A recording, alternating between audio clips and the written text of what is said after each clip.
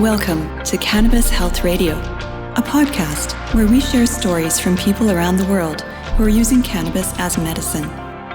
The information is meant to raise awareness about the health benefits of cannabis, but should not be taken as medical advice. Now, here are your hosts, Ian Jessup and Corey Yelland. Welcome to episode 247 of Cannabis Health Radio. I'm Ian Jessup. And I'm Corey Yelland. We first interviewed our next guest 3 years ago. As a matter of fact, Dave, you were episode 24. I remember that. We're now 247. Yeah, you remember it, 10 right? 10 times later. Yeah, and thought it would be great to have him back because he's a medical doctor who educates other medical professionals about the use of cannabis for health purposes. And we're pleased to welcome back Dr. Dave Hepburn. Thank you. Good to see you again. Yeah, Good to great see to you, be Dave. here. Yeah. Now, for those who haven't heard the first interview with us, tell us about your journey from medical doctor to cannabis consultant. Yeah. So my particular one, I probably like one of the last people would consider as being a medical cannabis advocate because I grew up very conservative. I grew up Mormon and served a mission, raised my family and so never knew the taste of alcohol or drug. Cannabis. I could remember smelling it once as a teenager. That was about as close as I ever got to it. So in doing so, you grow up with ideas that are loosely formed and firmly held, and you begin to sort of develop a confirmation bias of how you believe, how you feel, what stories you adhere to in life. And of course, I was that and was very conservative. Friends said I made the Pope look like a hippie. And so this is where I came from. This is sort of where I was as a physician. So I was a conservative person in a conservative city, practicing in a conservative profession, which medicine is. And but during the course of that, if I give myself any credit, is the fact that there was a phone call one day. And little did I realize that within 20 minutes of answering that phone call, that the trajectory of my life would change dramatically and change permanently. The phone call came from a friend of mine who's a physician in Ontario. I'm in British Columbia. And he said that his mother, who had cancer living in Victoria, the only thing that helped with her chemo-related side effects and her cancer-related pain was, in fact, her neighbor's brownies. And would I help her be not feeling like a criminal because she never jaywalked? And I argued with it, and I debated with him the same arguments that physicians always use. I haven't seen the studies. I don't know about this. I don't know the pathways. I don't want to do the paperwork, all the usual arguments. But really, I'm thinking to myself, I eschew this whole cannabis scene, and I want nothing to do with the whole thing. But he eventually did convince me to see his mother, so I did. And then I began to see and listen and hear from people who had no intention of secondary gain, no intention to divert. They truly were saying to me, "Doctor, we want to get help. We don't want to get high." Mm-hmm. And the more I listened to that, the more I began to realize that, in fact, these people were legitimate and genuine, and we had been too dismissive of these genuine opinions of people who truly had positive experiences with it. And so as I began to introduce it into the practice, I began to have a real sense of satisfaction as patients would come in. I could tell you story, of course, but come in and say, "Thank you for your courage and compassion. It has truly made a difference." And of course, that also meant I could take them off other medications in some cases for some of the more harmful things, including, of course, the opiates, some of the benzos, sleeping pills, and things like that. So it was really a remarkable, for me, shift. And but I'm so glad I made it.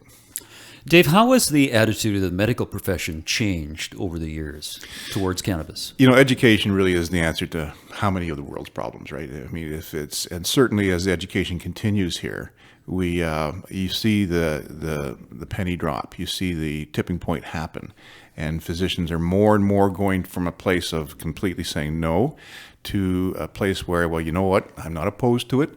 And they're saying, go down and see so-and-so at the local clinic or dispensary, go try it, I'm not opposed to it. In fact, 46% of all oncologists in the United States now talk to their patients about cannabis in one role or another. Yeah. Good. So there has been a tipping point, and this is what I enjoy doing is education, not just for physicians, but anywhere. I'll speak in various conferences and to the lay public and to professionals, and doctors like to hear from physicians. They like to hear from other doctors, not vested interest necessarily, and they want to be able to ask the questions. And there's not a question that they don't ask that I haven't asked myself. Yeah. And so, it's great to see, not just here in North America, but globally. I've been down in Peru, speaking at the universities there. As I say, I'm going to New Zealand to speak at the inaugural conferences there, and I think it's a very obvious tipping point happening as people release some of the stigma and realize that there is a role for cannabinoids in medical practice. What's the overall reaction generally from physicians when they first start talking about this with you or asking questions? And what are some of the questions they ask? The questions are asked, well, where's the research? Where's the studies? Yeah, and that's of course, the favorite one. That's number one. And it has to be because that's how physicians operate. Yeah. And I always remind them that this is a botanical. You know, when you have medicines that are created in the lab, they are a single molecule created for a single problem, a single receptor, a single pathway with a single dose, with a single cost. And yet this is a botanical. And CBD has over 75 different types of receptors that it interacts with, and THC has about 12. So we have this multifaceted, and you cannot really compare. You can't hold it to the same standard that you hold a single molecule to, that you hold a botanical.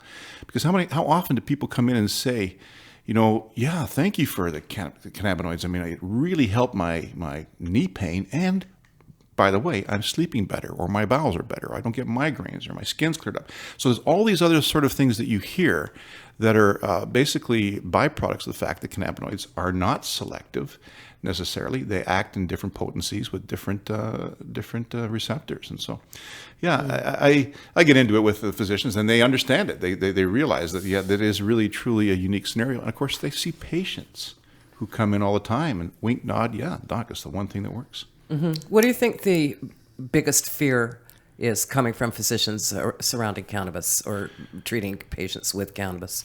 The fear of not knowing, the fear of also wanting to have to learn something that's a whole new system, the endocannabinoid system. And I have to say that for most doctors, when they understand the endocannabinoid system, in fact, this is true of anybody. When people come up and say, how can I learn more about cannabis? The first thing I say, before you even worry about the plant, take 10 minutes and review the endocannabinoid system 101 on one of the many YouTube or internet sort of accesses to this, and understand that we all have cannabis in our bloodstream, and the whole purpose of cannabinoid medicine is to harness that endocannabinoid system. And that resonates with physicians. They understand that we do other things. We use dopamine in Parkinson's disease, and we have deficiencies in serotonin in some depressions. We have deficiencies in acetylcholine in dementias. So that we're trying to harness the systems that exist, the pathways and systems. And it's no different with the ECS. So as physicians begin to learn about the ECS, they begin to realize that, yes, cannabinoids definitely play a role in how they can harness that. Do you talk to physicians who have no idea what the endocannabinoid system is? I still do. More and more is being taught in schools now, so that my son's, he's just graduated medical school in the States, and he knew about it. He was taught about it. And so, and it has been surprising to me how now doctors are talking about anandamide and 2-AG in different, the various ligands, the natural endocannabinoids.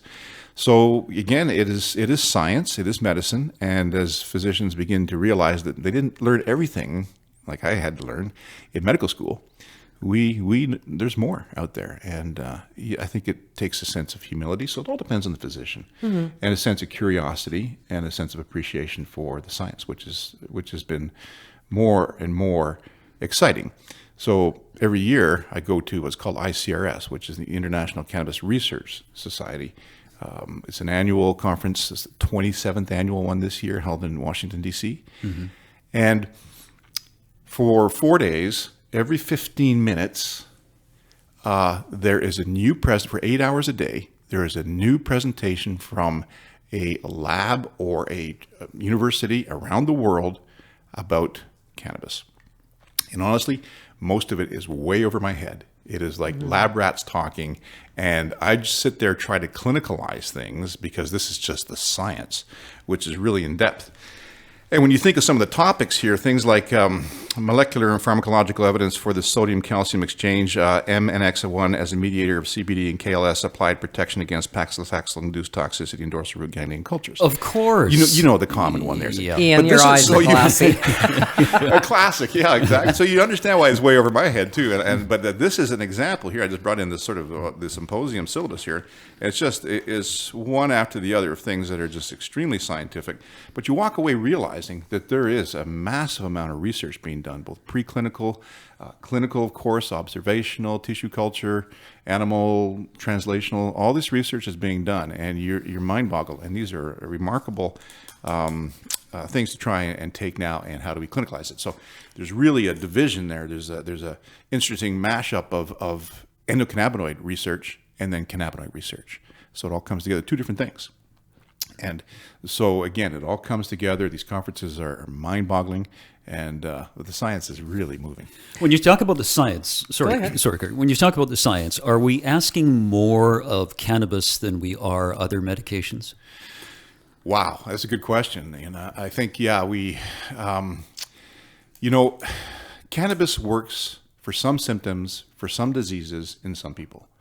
It is, and it's the old saying that when, the only tool you have is a hammer, everything looks like a nail, and you think it's going to work for this, this, and this, and you develop these sort of attitude polarizations and confirmation biases and the ideas that this is a panacea. It is not, but it has to be. It is also significant role in many conditions that is very profound in some cases, very profound. And perfect example is Epidiolex, and Sativex. So Epidiolex was a big game changer in July of last year when the FDA in the United States, where cannabis is illegal, approved an illegal drug, which was Epidiolex, and now it has been approved as a plant. It's not synthetic. It is from the plant. Oh, interesting. And it is being used, of course, for kids with seizures, with very difficult to treat seizures, with Dravet's and Lennox-Gastaut. So that was massive. That was a massive game changer, as it realized that this is a better alternative for many children. Some who, I know one child, 200 seizures a day, took all the anticonvulsants and everything else, down to zero. With CBD, and I'm a skeptic. I really am. But you begin to see this, and of course, this convinced Sanjay Gupta too. It was simply that case of Charlotte Figge in Denver. She began to delve into it as a result and realized that there was tremendous roles. And now the FDA has approved cannabis as an anti-seizure medication for children in the United States. Yay! And then we have people like Dr. Phil saying that marijuana lowers your IQ and makes you violent. That's just in my case. Yeah, we had to chill him out before we came on. That's Exactly, right. Yeah. Yeah. I mean, it's stuff like that. I mean, here's a mainstream doctor, medical professional, I assume, saying some absolutely ridiculous statement about cannabis, which has no science behind it at all. No. Zero. No. But people believe it. I think one of the things I think that is detrimental towards the cannabis industry is the old, the Cheech and Chong pothead thing. Sure, yeah. I mean, Stigma. Sure. And there is a difference between medical cannabis and wanting to get high, just as there is a difference between having a nice glass of wine and getting drunk. Most people don't want to get drunk, but some people take cannabis. Is that true, Corey? Well, I'm just going to sit here and be quiet. This is early in the morning. I see nothing but bottles strewn everywhere around us here. Yeah, exactly. And bongs and everything else. This is crazy. That's right. But I think that is detrimental to the cannabis industry. Yeah, of course. I do speak. One of the talks I've given is on stigma and how counterproductive it is for people to have to worship the Bob Marley culture in order to be able to get medicine. But Dr. Phil is not a medical doctor. No. And you have physicians like key opinion leaders in the States, like, as I say, Sanjay Gupta, who initially wrote an article in 2009, Why I Vote No on Medical Pot. And of course, now he's a strong advocate and doubled down on the importance of how it plays a role for many, many conditions for many people. You've got Dr. Oz, who says it should be in every pharmacy in America. So for every, somebody like Dr. Phil says he's not a physician. What What, but I think we don't sort of throw out the baby with the bathwater. We understand that there are certain areas and conditions where cannabis is not necessarily a good idea, and one of those is in youth. I am not an advocate of the use of cannabis in youth unless it's a risk-benefit ratio scenario because of the developing endocannabinoid system in the adolescent brain, which needs to neuromature and needs to have to get to a point where you're not taking plant cannabis and then, as a result, causing downregulation of the individual's developing system. So there's a lot yet to be discovered there. But to say it makes you, violent and everything, that's just reefer madness. Dave, give us some of the myths and misconceptions that are very popular about cannabis. So those have changed. I mean, the myths of today are a lot different than the myths of 5 years ago. The myths include things like, I have to smoke to get medicine. No, you don't. You can take it in many delivery mechanisms, of course, ranging from oils to suppositories, which are not terribly popular at most parties, that sort of thing. So it's not divertible. So that's a myth. Then there's the CBD myth. And this, to me, the number one myth is this. CBD, oil, good, medical. THC, bad, recreational, smoke. That is a huge myth to me. Is people just have to quit sort of following the fads that CBD is medicine and THC is recreational. It is not. Corey's scrambling to grab her cell phone because it's left a message. Good. Way to go, Yelland. Nobody ever calls me on this. It must be the Pope. Say hi to him for me. Yeah. So that is the huge myth. This is CBD myth, that it is medicine and THC is not. THC, in fact, is a very important medicine. And I had the good fortune to be down in Peru after they legalized and help with the regulations because they were not going to use THC as part of that.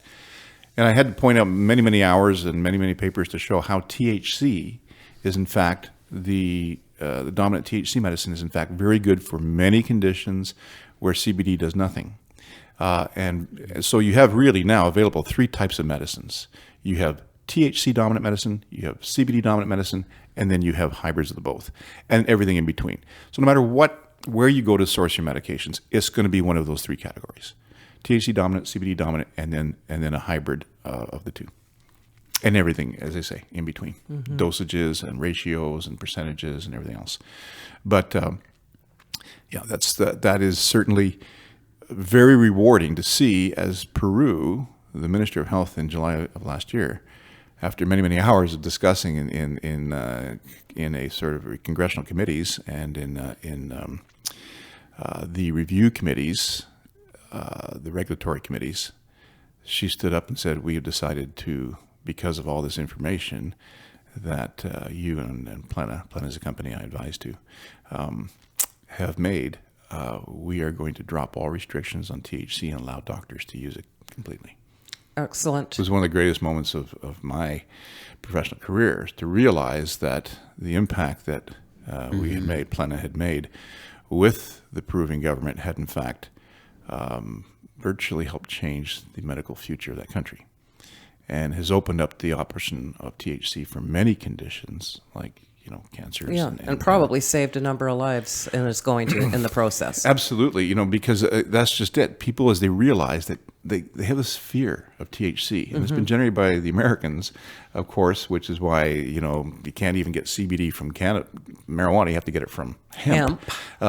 Because for fear there might be some THC in there that might make someone happy, a little bit of it. This is absolute. Again, this is the tail end of that whole 70-year prohibition era propaganda. It still exists. It's still there. And so their inherent fear of THC has really robbed a lot of people of a lot of opportunities to, people with migraines, people with nausea and vomiting, areas where THC is much better than CBD for things like Tourette's and things like spasms, and some pains.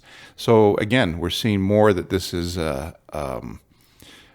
people beginning to understand that THC is also a cannabinoid with tremendous medical properties. And as you pointed out, you can have a glass of wine or get drunk. Certainly toxicity is always in the dose. So, the more and more you take, yes, you're going to feel the psychotropic effects of the THC. But in lower doses and combined with CBD, which is actually modulates its ability in a negative allosteric modulator, you can get all the benefits with it without having to get high. Well, I can't tell you how many people we've lost because they thought they needed CBD because there's so much false information out there. It's the biggest myth. And it just drives me crazy. And then the other thing is you can get CBD virtually anywhere in the States now. You can buy it at 7-Eleven, and not all CBD is created equal. No. And people think, well, I tried that CBD, it didn't work. I had a woman call me. It's got to be 3 months ago now, but at any rate, she had got obtained CBD for arthritis, and she wasn't having any success at all with it. She said, if anything, all it does is made her tired. And I said, are you in a state where you can get that tested? She got it tested, and it showed, quote unquote, trace amounts of CBD. Mm-hmm. All the rest was melatonin. Yeah, sure. So it's like, know your source, know what's in there. And, if it says like 500 mils of what? What percent of CBD is in there? Yeah, exactly. Yeah. And that's one of the big problems is standardization of what is medicine. I mean, by any medicine, you want to make sure you're getting it and you're not just getting filler. Yeah. That's true of anything. Yeah. So why should it be any different for cannabis, which I respect as medicine? Cannabinoids, and I respect. So there needs to be some standardization to it. There needs to be some medical grade COA, certificate of analysis. There needs to be proper approval and processing for it. Mm-hmm. Absolutely. Dave, where do you see the industry and cannabis legalization within the next 10, 15, 20 years? Well, as mentioned, there's a global tipping point, and 32 countries now have approved medical cannabis in one form or another. Only 2 have approved recreational cannabis, of course, although there's a couple right on the cusp of doing that. I see that as these countries, as they tip, as they begin to understand more and more of the role of it, I see the importance of the medicine being more available and cost efficient. I don't belong to this company, but I advise to a company called Plena Global, which I will say, and it's well worth it to check out the plenaglobal.com website. This is a game-changing company because they are, what I see here in North America is a lot of companies just trying to reproduce the same thing. They're trying to fight World War II with World War I ideas, and they're starting grow operations and LPs and stuff here in the frozen north. Where Plena Global has, in fact, been able to, its work in Peru and South America has been to the point that, what is it, an average cost of a gram here in North America is $1.59 up to $6. There, they can do it for a 20th the cost of that. They're doing it for like 9 cents for that. And this is medical grade. This is high quality, tested cannabinoids in a natural environment where it grows, which is one of the things that they do. And then they have all sorts of IT and stuff like that. They're really very, very good company. I've come across many of these companies over the years, and this one I continue to advise to because I see them as being the progressive future. That's what the future is. They are the future of medical cannabis, is providing affordable, medical grade, consistent dosing cannabinoids for patients around the world. And I see that as the breadbasket right there in Peru and South America and places like that. How different are the regulations in Peru as opposed to those in Canada? That's a great question. They're very different. They started off very differently because of the fact they had a real fear of, obviously, narcotraficantes and diversion, and they had that American-born fear of THC. That has, because of Plena Global, in fact, changed. And so now I see them, but they're basically going through their sort of licensing organizations now. They're very cautious and careful of doing it right. And they want to make sure that the medicine coming out of the Peruvian grows, and Peru is an amazing place. I mean, it used to be that the Congo and the Amazon were together before before Africa sort of divided from South America.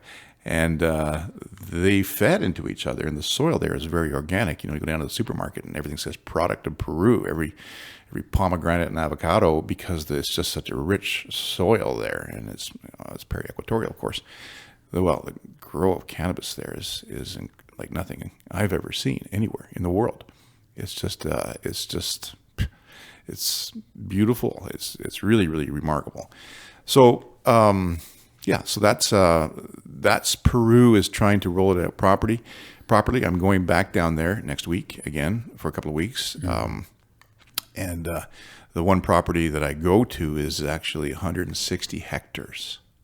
Wow. And all of Canada, which produces cannabis for the whole world, all the grow opportunity in Canada is on 60 hectares. This is a 160 hectare farm that grew the herbs for whole foods, like the basil and rosemary and thyme and stuff. And now they have plowed under much of that in order to grow medical grade cannabis for Plena. Now, are there certain strains that they tend to stick to growing? Yeah, well, they will. Their seed banks and will be determined by the Ministry of Seed Banks. It's just about Ministry what they have. of Seed Banks. Well, the it. production ministry. No, they just about have that. It's they have ministries for everything, and but it is regulated very well. So again, because they want to be very cautious about the quality and about the potential for criminality. Although I have to tell you that my experiences there and in Colombia is the fact that, you know, these narcotraficantes are more interested in gold than copper. In other words, they're dealing with cocaine. They're not really interested in going into some field somewhere and trying to harvest cannabis, which is very onerous, at the right time, and then taking it out and producing it and making oils out of it and stuff. They're not interested in doing that. They're very secure. So it's not an issue. But that being said, the governments are very secure, really emphasizing security as well as high quality grain. Are households limited to the amount of cannabis they can grow? Where? In Peru? They have not been allowed to grow at this time at households. Okay. Yeah. And I have to say that's not a problem with me, because my concern is that a lot of people, like mothers, for example, who want to grow it for their children. And then the mothers were the spearheading group down there, by the way. They saw it working for their children with autism and seizures. And they put the pressure on the government, and the government eventually capitulated and passed the law allowing it. So, and mothers have led the way in many areas, including Canada, in some of the aspects of making oils available in Canada. Dave, women are much smarter than men. I've been told that by every woman I know. And I think that it's, but certainly you have the abilities for these mothers who want to access it, but you know, they grow it, then they start to have to extract it to make into oils. Then they get into fires in their place, and there's issues associated with that. And we really don't grow a lot of medicine ourselves. None of us grow out and grow our proton pump inhibitors for our stomach in the backyard, sort of thing. I think it has to. I think we have to be careful at allowing that to necessarily be something. Now, if it's something that people are taking for, you know, anxiety or calming or sleeping, and they know the exact strain and they can do the exact right thing, and they want to vaporize it, as opposed, and we never advocate smoking, of course, but vaporize or something, then so be it. Are they limited on what they can obtain, and do they have to go through a whole licensing thing, et cetera, to obtain it? In Peru, you mean? Yes, in Peru. Well, Peru, no. Peru, they're not allowed to, simply at this stage. Okay. Yeah, at this stage. So, you mean each family? Yeah. No. Yeah, like, okay, let's just say I have a child with epilepsy. Can I just go to the equivalent of a dispensary and pick that up, or Pharmacy. Okay. Yeah, they have it has drugerias. So then it would be a prescription from the doctor to. Yeah. Okay. Which is important when you're dealing with children. Well, you want dosing, you want you want the right thing, et cetera, et cetera. So right now that's happening there for sure.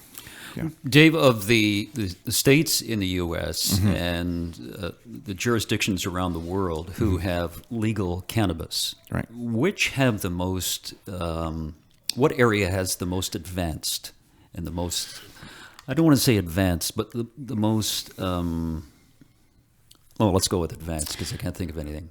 Well, there's been 11 states and 2 countries in the world that have legalized completely recreational cannabis use as well as medical cannabis use. Canada and Peru.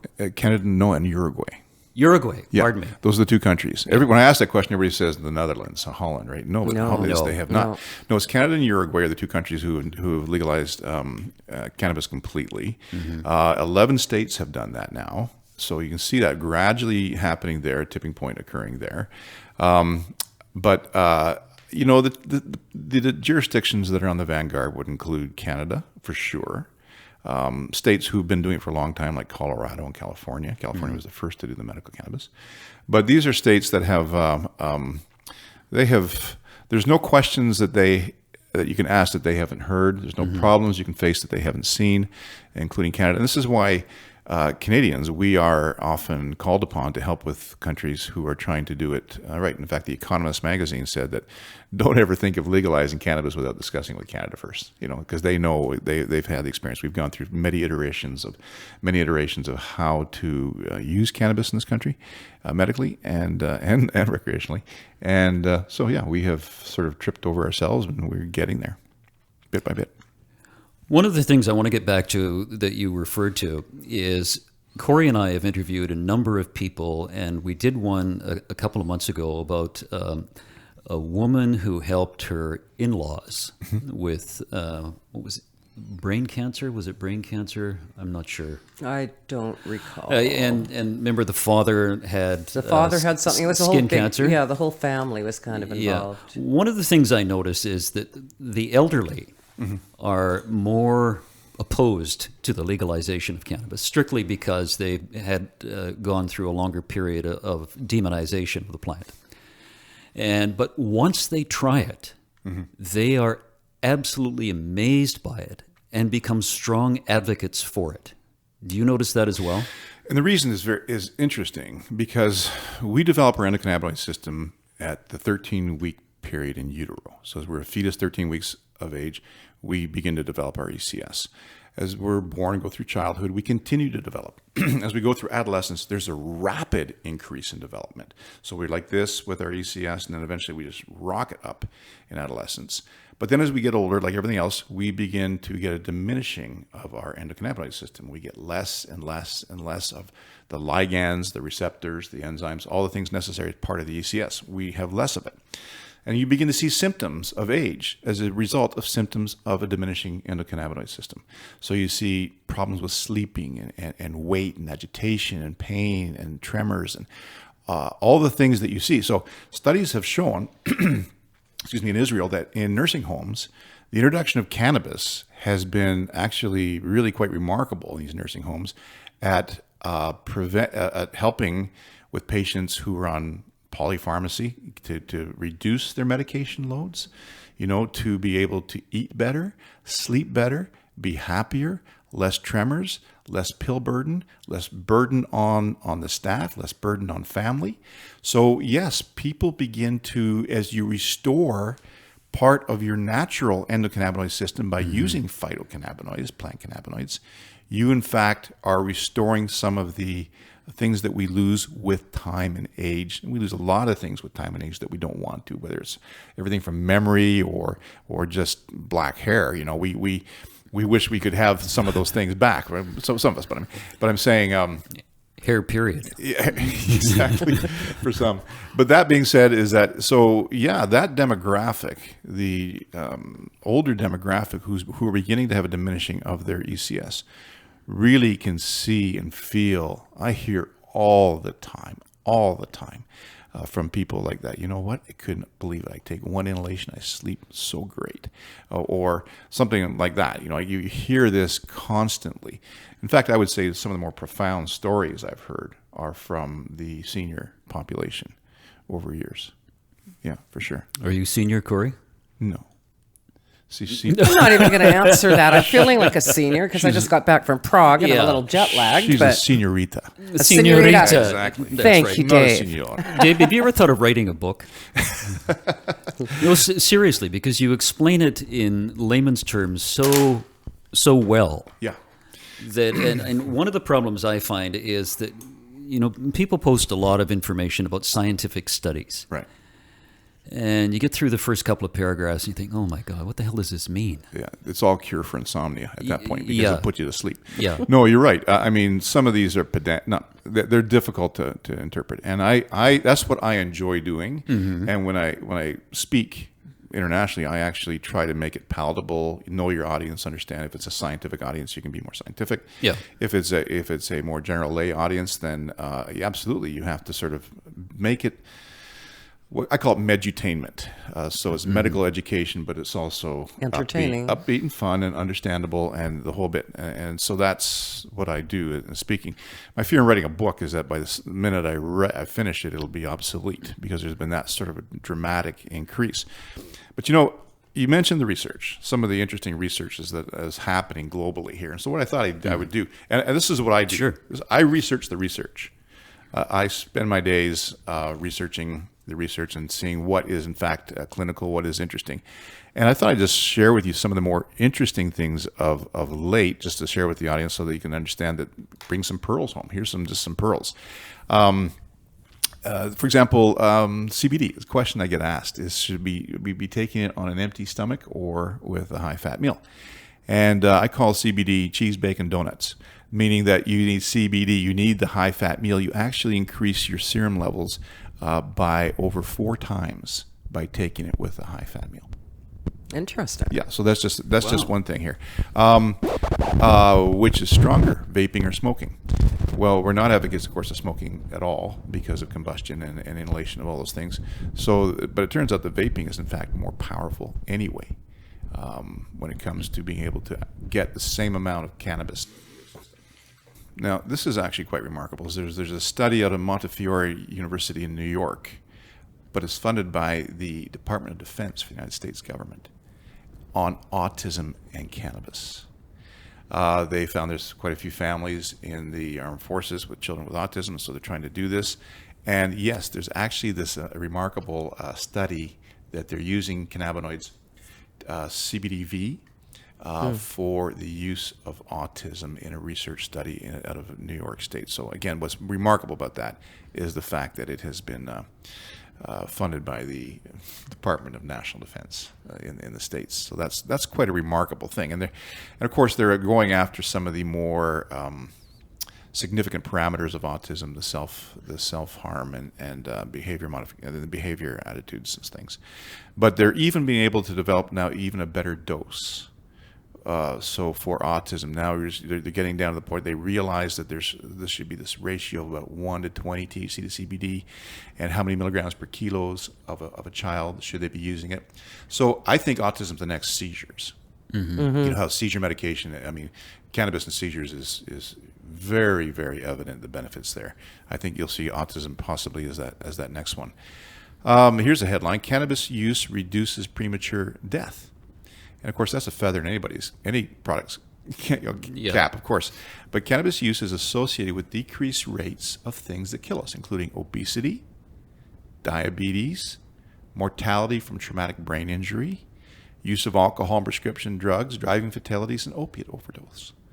So that people who take cannabis are actually suggest that cannabis use may decrease premature death.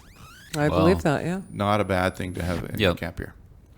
Cannabis, this was also remarkable. Cannabis was better than narcotics in treating fibromyalgia.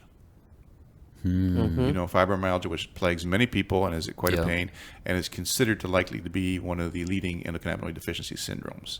So the result of our system not working properly, there are postulated several conditions where they are a result of the fact that there's a flaw in our ECS. And fibromyalgia, irritable bowel syndrome, some migraines, dysmenorrhea. There's a few that fit into that category. Tourette's.